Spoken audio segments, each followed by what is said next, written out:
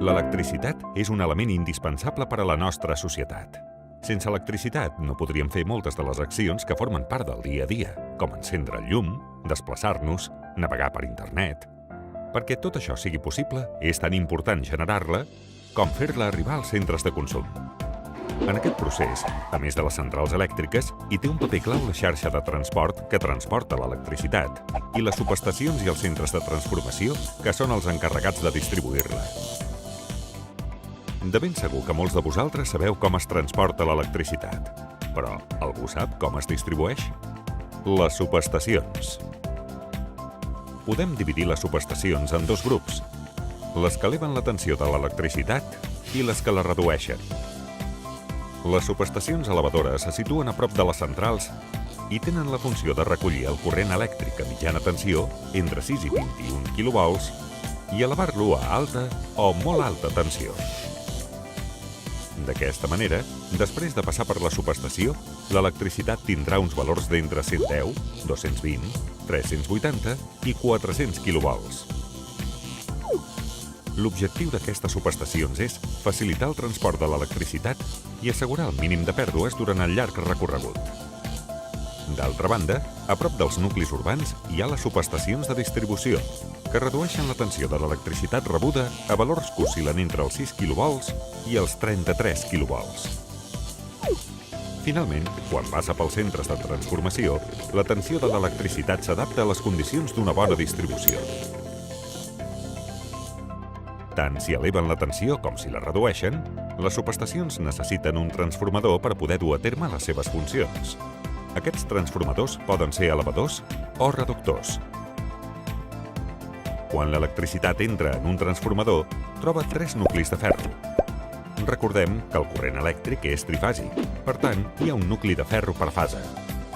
Aquests nuclis de ferro tenen un bobinatge primari i un altre de secundari que és d'una manera o d'una altra depenent de si el transformador és elevador o reductor. L'electricitat arriba al primer bobinatge i provoca un camp magnètic altern pel nucli de ferro que a la vegada produeix un corrent altern a la segona bobina. La tensió produïda a la segona bobina depèn de la relació del nombre d'espires de cadascuna de les bobines. Aquest camp magnètic travessa les espires del bobinatge secundari i genera un voltatge. La tensió del corrent que sortirà del transformador es modificarà depenent de si és elevador o reductor. El transformador disposa de diversos sistemes de seguretat.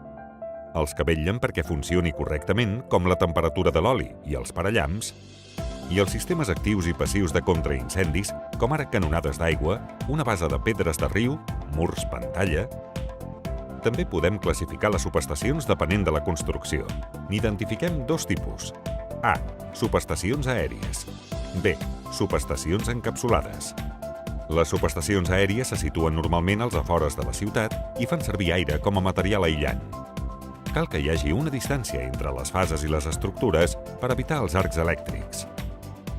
Les subestacions encapsulades fan servir hexafluorur de sofre com a material aïllant.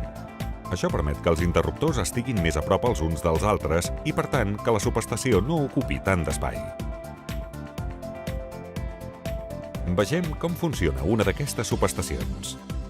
L'electricitat hi accedeix a través de galeries o torres d'alta tensió. Normalment no tenen una sola font d'alimentació, sinó 2 o més. D'això se'n diu tenir commutació automàtica. Si una de les fonts fallés, l'altra continuaria alimentant la subestació.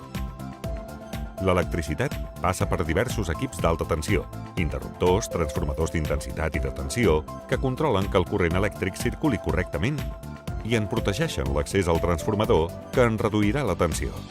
Uns dels elements més importants en les subestacions són els interruptors i els seccionadors. Els interruptors serveixen per connectar o desconnectar el circuit elèctric. A les subestacions aèries són a l'aire lliure, a les soterrades en una sala anomenada GIS. Els seccionadors permeten el pas i el tall de l'electricitat a l'interruptor d'una manera distribuïda i controlada. A les subestacions encapsulades, l'estat del seccionador està representat per un codi de colors. Verd significa obert i vermell, tancat. En canvi, a les subestacions a la intempèrie, el seccionador en forma de pont vol dir tancat. Si no hi ha pont, significa obert. Així és com els operaris poden veure en tot moment si l'interruptor obre o tanca el circuit.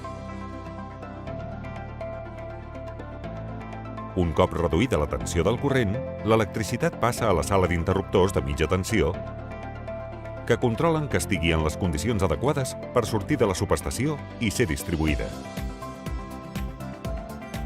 En aquest transcurs, una sala de control vetlla pel bon funcionament de la instal·lació. Abans d'arribar a les cases, l'electricitat passarà pels centres de transformació que la reduiran a la tensió d'ús, 230 o 380 volts. Si us hi fixeu, veureu centres de transformació a tot arreu. Les subestacions, siguin del tipus que siguin, són un punt clau en el camí que fa l'electricitat des de la central fins als punts de consum. Per això, a Endesa treballem amb el propòsit de fer arribar el corrent elèctric a casa d'una manera més eficient i respectant el medi ambient.